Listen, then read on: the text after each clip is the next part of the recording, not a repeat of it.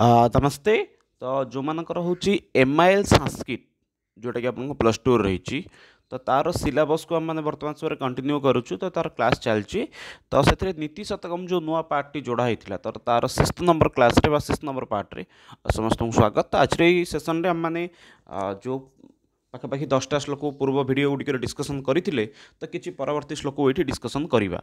तो ता पूर्व जो मैंने नुआ अच्छा तो से सोशल मीडिया साइट को फॉलो करेंगे जो आपको टाइम टू टाइम पूरा पूरी भिडर नोटिफिकेशन सहित क्लास नोटिफिकेशन मिल जाव। चलते आरंभ करवा। तो जो मैंने नुआ अच्छा तो से कहीदे आपण ह्वाट्सअप गोटे ग्रुप क्रिएट होती तो जदि आपर एमएल संस्कृत से जॉइन हो जातु आपको डेली केतेबेले कौन क्लास होची सिलेबस अनुसार आपको पीडीएफ सबकि फ्री अवेलेबल हो। तो 10टा श्लोक पूर्व सरी जदि आप देखी ना ऊपर आई बटन लिंक अच्छी ऊपर 5टा वीडियो देखिपारे आराम से। तो 11 नंबर श्लोक देखा। यही श्लोकटी आपंकर बसंत तिलक छंदे रचित होती। तो बसंत तिलक छंदर आपंकर पद माने अक्षर संख्या रही है 14 एवं आपको प्रत्येक अष्टम अक्षर यतिपात होता है।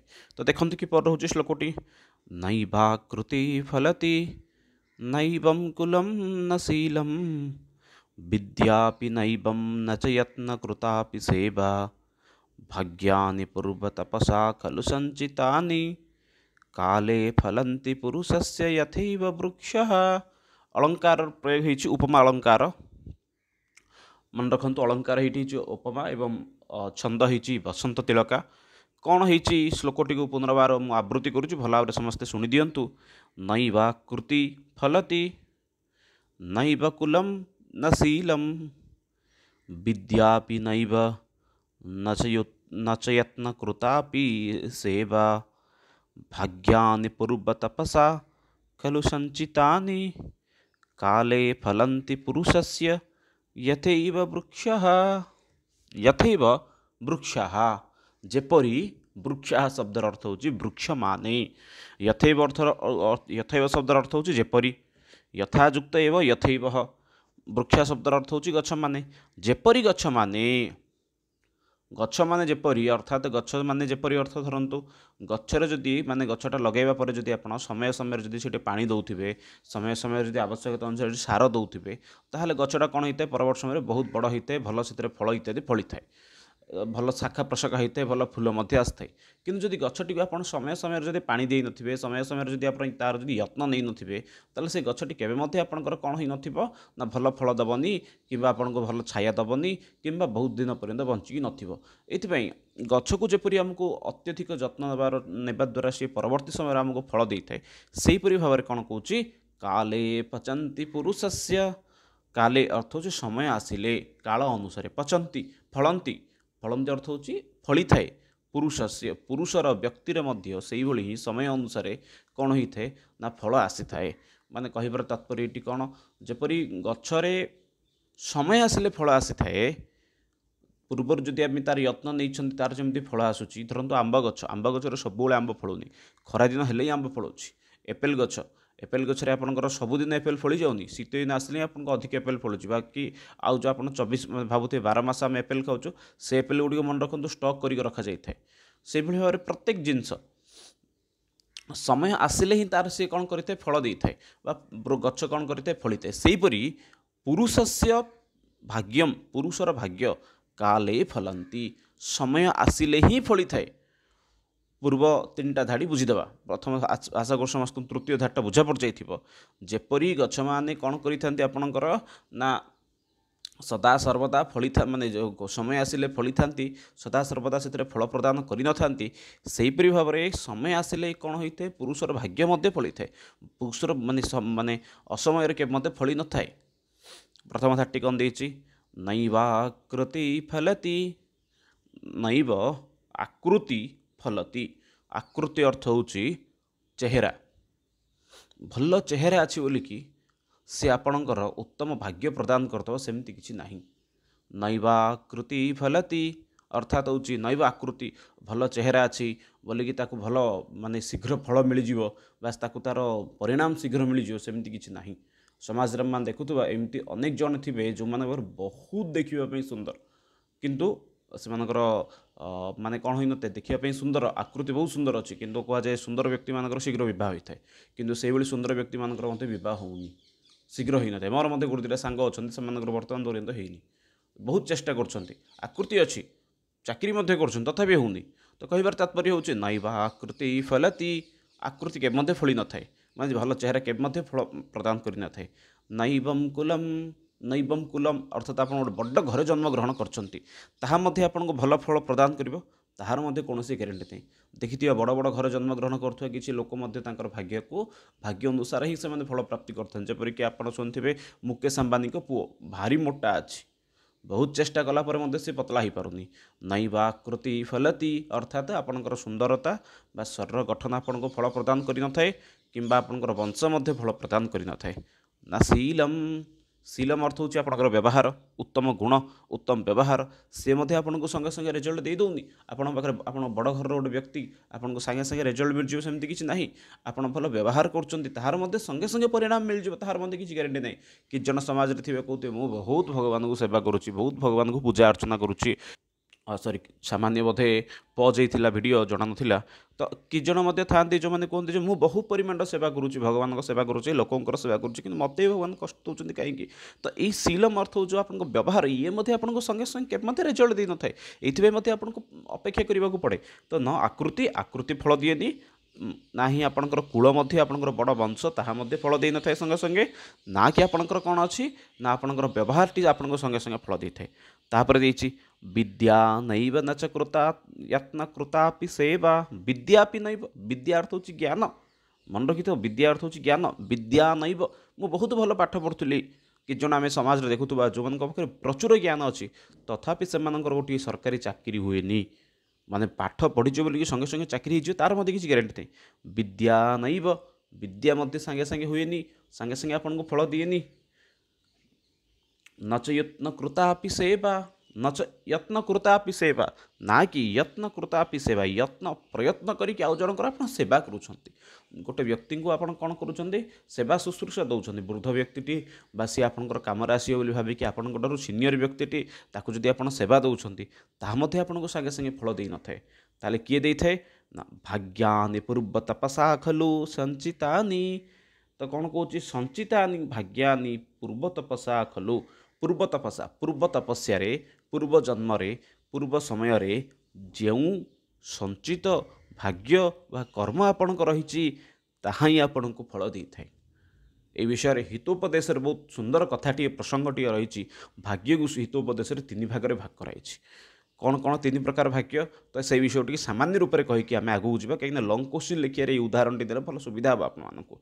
तो भाग्य पूर्व तपस्या संचितानि, तो पूर्व तपस्या अर्थ पूर्वर जो आप भाग्य अनुसार संचय करिसेंती। तो पूर्वर कौन ना सी कौन कर्म तीन प्रकार, गोटे हूँ प्रारब्ध कर्म, गोटे हूँ क्रियमाण कर्म, गोटे हूँ संचित कर्म। यहीपरी भाव में से कर्म को तीन भाग में हितोपदेश वर्णन करागला। कौन प्रारब्ध कर्म, प्रारब्ध कर्म अर्थ हूँ पूर्व समय आम जो कौन करते कर्म करते। उदाहरण पर कहूँ आपण माने वर्तमान समय +2 पढ़ुंट, पूर्वर करते कर्म अर्थ हूँ स्कूल समय जदि आप ठीक ठाक पाठ पढ़ी ना तो तार परिणाम आपन को दिने दिने भोगवाक पड़ो। एमती गोटे परीक्षा आसो जो परीक्षा आप स्कूल न पढ़ी पाठ आपन को बहुत असुविधार सम्मुखीन कराइदेव। तो कहूँ ये कौन भाग्यानि, भाग्य ही मैंने केते प्रकार ये कही तीन प्रकार विषय को वर्णना करथिला। कौ तीन प्रकार ना, फास्ट हूँ प्रारब्ध कर्म। ये प्रारब्ध कर्म हूँ आपंकर पूर्वर स्कूल जब पाठ पढ़ी नथिले ताले सेटा वर्तमान समय आपको कष्ट देव। तापर आछि क्रियमाण कर्म। एबे क्रियमाण अर्थ होची करिथुवा काम, वर्तमान समय आपण जो काम करूचंती वर्तमान समय मध्य जदि आपण ठीक रूप से पाठ पढ़ापढ़ी करूनाहांती ताले सी होची आपनकर क्रियमाण कर्म। एवं एही क्रियमाण कर्मर फल केतेबेले मिलिबो ना, क्रियमाण कर्म आपनकर संचित होइक रहउची, ये आपन को परवर्ती समय आपन को ये भोगवाक पड़ो। तो कहिबार तात्पर्य होची आपन जदि आज किछि काम करूछंती भल बा खराब काम ताले ताहार परिणाम आपन को आगामी दिन में निश्चित रूप से भोगवाक पड़ो। तो यही भाव कर्म को तीन भाग में विभक्त करिसेंती। तो नीतिशास्त्रकार ये कहुई भाग्यानि फलति पूर्व तपसा खलु संचितानि। यहीपरी भाव में आपंकर मनुष्यर भाग्य ही कौन होता है ना, फली थाए ପୂର୍ବ ତପସ୍ୟା ବା ପୂର୍ବ କର୍ମ ଅନୁସାରେ ତାର ଭାଗ୍ୟ ଫଳିଥାଏ। ନା କି ମୁଁ କ'ଣ କରୁଛି ଅଧିକ ମୋର ଦେଖିବା ବହୁତ ସୁନ୍ଦର, ମୋର ଫଳ ମୋତେ ସାଙ୍ଗେ ସାଙ୍ଗେ ମିଳିଯିବ, ମୁଁ ଦେଖିବାକୁ ଭାରି ହ୍ୟାଣ୍ଡସମ୍ ଅଛି, ମୋତେ ସାଙ୍ଗେ ସାଙ୍ଗେ ହେଇଯିବ, ଏସବୁ ଜିନିଷ ଭାବିବାଟା ବହୁତ ମାନେ ଦୁଃଖଦାୟକ। ମୋର ମଧ୍ୟ ଗୋଟେ ସାଙ୍ଗ ଅଛି, ମାନେ ସ୍କୁଲରେ ପଢ଼ିବା ସମୟରେ ବହୁତ ମାନେ କଲେଜରେ ପଢ଼ିବା ସମୟରେ ବହୁତ ଜଣଙ୍କ ସହିତ ସମ୍ପର୍କରେ ଥିଲା, କିନ୍ତୁ ବର୍ତ୍ତମାନ ସମୟରେ ସେ ବହୁତ ଚେଷ୍ଟା କରୁଛି କିନ୍ତୁ ତାର ବିବାହ ହୋଇପାରୁନି। ତ କହିବାର ତାତ୍ପର୍ଯ୍ୟ ହେଉଛି ନା ଆକୃତି ବଡ଼ ମାନେ ପଇସା ଦେଖିବା ବହୁତ ସୁନ୍ଦର, ଭଲ କ'ଣ ଅଛି, ଭଲ ବଂଶରେ ମଧ୍ୟ ଜନ୍ମଗ୍ରହଣ କରିଛି, ବ୍ୟବହାର ମଧ୍ୟ ଚଳନୀୟ ଅଛି, ସାମାନ୍ୟ ଜ୍ଞାନ ମଧ୍ୟ ରହିଛି, ସେବା ମଧ୍ୟ କରୁଛି, କିନ୍ତୁ ହେଇପାରୁନି। କାରଣ ନା ପୂର୍ବ କର୍ମର ଫଳ, ଆପଣ ଯେଉଁଭଳି କର୍ମ କରିଥିଲେ ସେଇଭଳି ଆପଣଙ୍କୁ ଫଳ ମିଳିବ। ଚାଲନ୍ତୁ ଦେଖିବା, ଇଏ ଥିଲା ପ୍ରଥମ ଶ୍ଲୋକର ସାରାଂଶ। ଆପଣ ପ୍ରଥମ ଶ୍ଲୋକର ସାରାଂଶ କିଛି ଏହିପରି ଭାବରେ ରହୁଛି ଯେ ଆପଣଙ୍କର ସୁନ୍ଦର ଚେହେରା, ଆପଣଙ୍କର ଉତ୍ତମ ବ୍ୟବହାର, ଆପଣଙ୍କର ଉତ୍ତମ ବଂଶ, ବିଦ୍ୟା, ଯତ୍ନ କରି କରିଥିବା ସେବା, এই ସବୁ ଜିନିଷ କେବେ ମଧ୍ୟ ଆପଣଙ୍କୁ ଫଳ ପ୍ରଦାନ କରିନଥାଏ। ଯଦି କେହି ଫଳ ପ୍ରଦାନ କରିଥାଏ ତାହେଲେ ସିଏ ହେଉଛି ଆପଣଙ୍କର ଭାଗ୍ୟ, ପୂର୍ବ କର୍ମର ଭାଗ୍ୟ ଆପଣଙ୍କୁ ଫଳ ପ୍ରଦାନ କରିଥାଏ। ଯେପରି ବୃକ୍ଷ ସମୟ ଆସିଲେ ହିଁ ଫଳ ପ୍ରଦାନ କରେ, ସେପରି ଆପଣଙ୍କ ସମୟ ଆସିଲେ ଆପଣ ସେଇ ଫଳକୁ ପ୍ରାପ୍ତ କରିପାରିବେ। ଦେଖିବା ପରବର୍ତ୍ତୀ ଶ୍ଲୋକ 12 ନମ୍ବର ଶ୍ଲୋକ ଦେଇଛି, ବହୁତ ବଢ଼ିଆ ଶ୍ଲୋକଟି। ମାନେ ଦେଖିବା 12 ନମ୍ବର ଶ୍ଲୋକରେ କ'ଣ କହୁଛନ୍ତି, ୟା ସାଧୁଂଶ୍ଚ ଖଲାନ୍ କରୋତି ବିଦୁଷୋ ମୂର୍ଖାନ୍ ହିତାନ୍ ଦ୍ୱେଷିଣଃ ପ୍ରତ୍ୟକ୍ଷଂ କୁରୁତେ ପରୋକ୍ଷମ୍ ଅମୃତମ୍ ହାଲାହଲମ୍ ତତ୍କ୍ଷଣାତ୍ ताम् आराधय सतिक्रियां भगवतीं भोक्तुं फलं वाञ्छितं हे साधु व्यसनै गुणेषु विपुलेषु अवस्थां वृथा मा कृथा। କ'ଣ କହୁଛି ଏଠି ନା ବହୁତ ବଢ଼ିଆ ଶ୍ଲୋକଟି। ଦେଖିବା କ'ଣ କହୁଛି, ୟା ସାଧୁଶ୍ଚ ଖଲାନ୍ କରୋତି ବିଦୁଷଃ मूर्खान् हितान् द्वेषिणः प्रत्यक्षं कुरुते परोक्षम् अमृतं हलाहलं तत्क्षणात् ताम् आराधय सत्क्रियां भगवतीं भोक्तुं फलं वाञ्छितं हे साधु व्यसनी गुणेषु विपुलेषु अवस्थां वृथा मा कृथा। तो ये आपणकर वृथा मा कृथा माने अଯଥାରେ समय नष्ट करनी। तो कौन कौन ये देख गोटे गोटे श्लोकर शब्दर अर्थ कहीकि पलैबी। कौन कौच, हे साधु, साधु अर्थ हो हे सज्जन व्यक्ति, हे भल व्यक्ति, हे महाशय, जहाँ भी आप ये महाशय, व्यसनेषु गुणेषु विपुलेषु अवस्था मा वृथा। व्यसनेषु गुणेषु माने उपभोग करिबारे, विपुलेषु अवस्था अर्थ विपुल समय को मा वृथा अଯଥା नष्ट कर नाही, बरम ताकु सत्काम व्यवहार कर। कौन सत्काम देखिए चलतु। सा खलान करोति साधुं च या अर्थ हो जीए कौन करुच्ची खलान साधुं च करोति। बुझीपारे भावुँ ये हूँ आपंकर 1 नंबर शब्द, ये हूँ आप या 2 हूँ खलान, खल अर्थ हूँ खराब व्यक्ति मानू, या खलान करोति साधु, जी खराब व्यक्ति मानू कौन कर दिए, भल कर दिए। या खलान करोति साधु, जी खराब व्यक्ति को भल कर दिए। विदुषः मूर्खान् हिताय द्वेषिणः, सेपरी भाव में देछि। आ गोटे कौन उदाहरण आपनकर ना, मूर्ख मानू विदुषः विद्वान कर दिए। माने एमती गोटे जिनस किछि अछि जी कि कौन करुच्ची आपण मानकर मूर्ख व्यक्ति मानू साधु कर दउची, सॉरी खराब व्यक्ति मानू भल कर दउची। साधु अर्थ होची भल, मूर्ख मानू विद्वान कर दउची। हितान् द्वेषिणः, द्वेषिणः जो मैंने द्वेष भावना करिथांती सेमानंक मन भीतर को जाइकी सेमानंको भल काम करिया पे अभिप्रेरित करिथाय। सहीपरि रहिला प्रत्यक्षं कुरुते परोक्षम, परोक्षरे जो व्यक्ति करिथाए ताको प्रत्यक्षरे करिया पे बाध्य कराइथाय। सेपरि भावरे हालाहलम अमृतम तत्क्षणात्, तत्क्षणात् हालाहलम अमृतम, तत्क्षणात् होची फास्ट शब्दटा होची तत्क्षणात्, हालाहलम होची 2 नंबर शब्दटा, अमृतम होची 3 नंबर शब्दटा। तत्क्षण सही क्षण ही कौन करिथाए ना हालाहलम, हालाहलम अर्थ होची विषम, विष को अमृत कर देइथाए। ମାନେ ଏଠି କିଛିଟା ଜିନିଷ କହିଛି ସଂସାର କିଛି ଏଇଭଳି ଗୋଟେ ଶକ୍ତି ରହିଛି ଯେଉଁ ଶକ୍ତି କ'ଣ କରୁଛି ଆପଣମାନଙ୍କର ଖରାପ ବ୍ୟକ୍ତି କି ସଙ୍ଗେ ସଙ୍ଗେ ଆପଣଙ୍କର କ'ଣ କରିଦେଉଛି ଖରାପ ବ୍ୟକ୍ତି କି ସଙ୍ଗେ ସଙ୍ଗେ ଭଲ କରିଦେଉ ମାନେ ସାଧୁ କରିଦେଉଛି ମୂର୍ଖକୁ ସଙ୍ଗେ ସଙ୍ଗେ ବିଦ୍ୱାନ କରିଦେଉଛି ଦ୍ୱେଷ ଭାବନା ରଖୁଥିବା ବ୍ୟକ୍ତିମାନଙ୍କୁ ଭଲ ଚିନ୍ତନରେ ଅଭିପ୍ରେରିତ କରୁଛି ବିଷକୁ ତତ୍କ୍ଷଣାତ୍ କ'ଣ କରୁଛି ଅମୃତରେ ପରିବର୍ତ୍ତନ କରିଦେଉଛି ସେଇଭଳି ଶକ୍ତିକୁ କ'ଣ କର ନା ତାମ୍ ଆରାଧୟମ୍ ସତ୍କ୍ରିୟାମ୍ ଭଗବତୀମ୍ ତାମ୍ ସତ୍କ୍ରିୟାମ୍ ଭଗବତୀମ୍ ସେହି ସତ୍କ୍ରିୟା ଭଗବତୀଙ୍କୁ ଭୋକ୍ତୁମ୍ ପାଇବା ପାଇଁ ବା ଫଲମ୍ ଭୋକ୍ତୁମ୍ ଫଳ ପାଇବା ପାଇଁ ବାଞ୍ଛିତମ୍ ସେହି ଭଗବତୀଙ୍କୁ ତୁମେ କ'ଣ କର ନା ଆରାଧନା କର ମାନେ ଯେଉଁ ଭଗବତୀ ଯେଉଁ ଦେବୀ ଅଛନ୍ତି ଶକ୍ତି ସ୍ୱରୂପା ଯେଉଁ ଦେବୀ ଅଟନ୍ତି ଜ୍ଞାନ ସ୍ୱରୂପା ଯେଉଁ ଦେବୀ ଅଟନ୍ତି ବୁଦ୍ଧି ସ୍ୱରୂପା ସେହି ଦେବୀଙ୍କୁ ତୁମେ କ'ଣ କର ଫଳପ୍ରାପ୍ତି ପାଇଁ ତୁମେ କ'ଣ କର ନା ଆରାଧନା କର ଯେଉଁ ଦେବୀଙ୍କର ଆଶୀର୍ବାଦରୁ ଖରାପ ବ୍ୟକ୍ତି ଭଲ ହେଇଯାଉଛି ଯେଉଁ ବ୍ୟକ୍ତିର ଯେଉଁ ଦେବୀଙ୍କର ଆଶୀର୍ବାଦରୁ ମୂର୍ଖ ଲୋକମାନେ ଜ୍ଞାନୀ ହେଇଯାଉଛନ୍ତି ଯେଉଁ ଦେବୀର ଆଶୀର୍ବାଦରୁ ଦ୍ୱେଷ ଭାବନା ରଖୁଥିବା ମନରେ ବ୍ୟକ୍ତିମାନେ ଭଲ କାମରେ ନିଜକୁ ଅଭିପ୍ରେରିତ କରୁଛନ୍ତି ଯେଉଁ ଦେବୀଙ୍କର ଆଶୀର୍ବାଦରୁ ମାନେ ହଲାହଲ ବିଷ ଅନୁକ୍ଷଣ ଅମୃତରେ ପରିବର୍ତ୍ତନ ହେଇଯାଉଛି ସେହି ଦେବୀଙ୍କୁ ତୁମେ କ'ଣ କର ତମ୍ ଆରାଧୟ ସତ୍କ୍ରିୟାମ୍ ଭଗବତୀମ୍ ସେହି ଦେବୀଙ୍କୁ ତୁମେ କ'ଣ କର ସତ୍କ୍ରିୟା ପାଇଁ ତୁମେ ଆରାଧନା କର ଫଲମ୍ ଭୋକ୍ତୁମ୍ ବାଞ୍ଛିତମ୍ ଫଳ ଫଳ ପ୍ରାପ୍ତି ପାଇଁ ତୁମେ ତାଙ୍କୁ ଆରାଧନା କର ଶେଷରେ ଦେଉଛନ୍ତି ହେ ସାଧୁ ହେ ବ୍ୟକ୍ତି ହେ ଭଲ ବ୍ୟକ୍ତିମାନେ ବ୍ୟସନେଷୁ ଗୁଣେଷୁ ବିପୁଲେଷୁ ଅବସ୍ଥାମ୍ ବୃଥା ମା କୃଥା ମାନେ ବ୍ୟସନ ଅର୍ଥ ହେଉଛି ନିଜକୁ ଭଲରେ ରହିବା ଖାଇବା ପିଇବା ଏଇସବୁ ଜିନିଷରେ ନିଜକୁ ଅତ୍ୟଧିକ ପରିମାଣର ସମର୍ପଣ କର ନାହିଁ ବରଂ ନିଜକୁ କ'ଣ କର ବିପୁଳେଷୁ ଅବସ୍ଥାସୁ ବୃଥା ମା କୃଥା ଏହିସବୁ କାର୍ଯ୍ୟରେ ନିଜକୁ ସମର୍ପଣ କରନି ବରଂ ଭଗବତୀଙ୍କୁ ଆରାଧନା କରିବାରେ କ'ଣ କର ନିଜର ସମୟକୁ ଅତିବାହିତ କର କାହିଁକିନା ସେ ଚାହିଁଲେ ସମସ୍ତ ପ୍ରକାର ମାନେ କ'ଣ ଅସମ୍ଭବ ଜିନିଷ ସମ୍ଭବକର ହୋଇପାରିବ 13 ନମ୍ବର ଶ୍ଲୋକ ଦେଖିଦେବା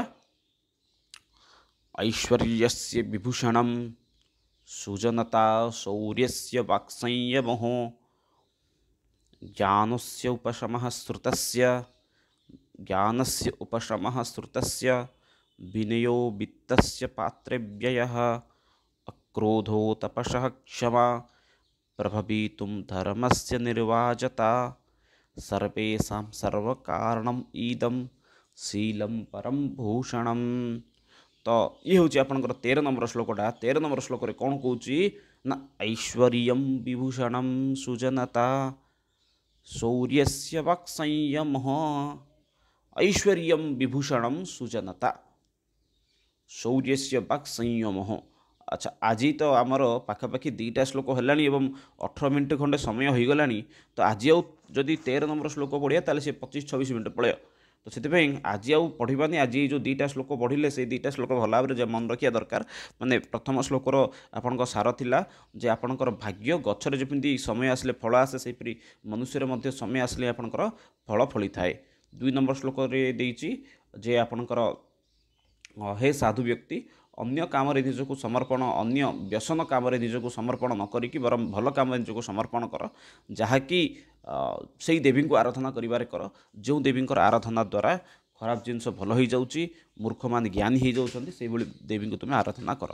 तो आउ अधिक चर्चा करिए 13 नंबर श्लोक 13, 14, 15 लास्ट वीडियो रे बहुत फास्ट पढ़ी सारीदे से पर्यंत रोचे समस्त को बहुत बहुत धन्यवाद। जदि आप बर्तमान पर्यंत आउ थे कौच आम सोशल मीडिया ग्रुप रे जॉइन होना खास करके व्हाट्सएप ग्रुप रे ताले एबे ही जातु लिंक आपनकर डिस्क्रिप्शन रे अच्छी एवं आपनकर जिते सब सांग रही ना +2 ML पढ़ुंट से सहित वीडियो लिंकटा शेयर कर दिखाँ जहाँद्वारा कि से बहु परिमाण उपकृत हो पारे।